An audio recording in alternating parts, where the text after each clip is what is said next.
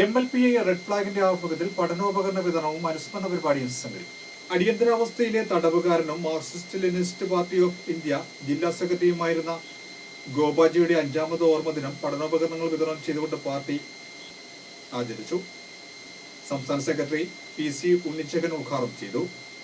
ജില്ലാ secretary KB Udayabhanu അധ്യക്ഷത വഹിച്ചു.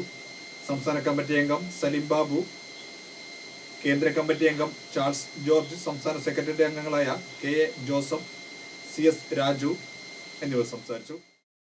അദ്ദേഹം മഹാരാജാസ് കോളേജിൽ പഠിക്കുന്ന സമയത്താണ് ML പ്രസ്ഥാനവുമായി ബന്ധപ്പെടുന്നത്. അന്ന് അടിയന്തരാവസ്ഥയിൽ എല്ലാ ജില്ലയിലും കോൺസെൻട്രേഷൻ ക്യാമ്പുകൾ ഉണ്ടായിരുന്നു.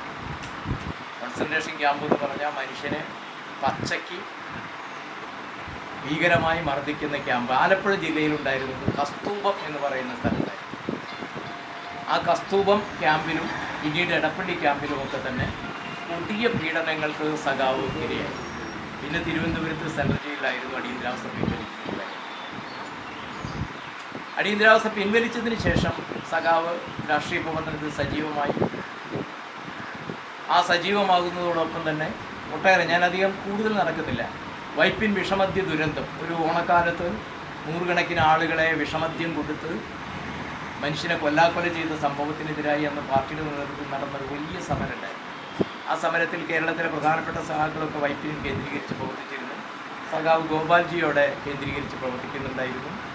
അതിൻ്റെ പിന്നീട് മത്സ്യത്തൊഴിലാളി ചാൾസിനൊപ്പം മത്സ്യത്തൊഴിലാളി ഐക്യവേദിയുടെ നേതാവായി.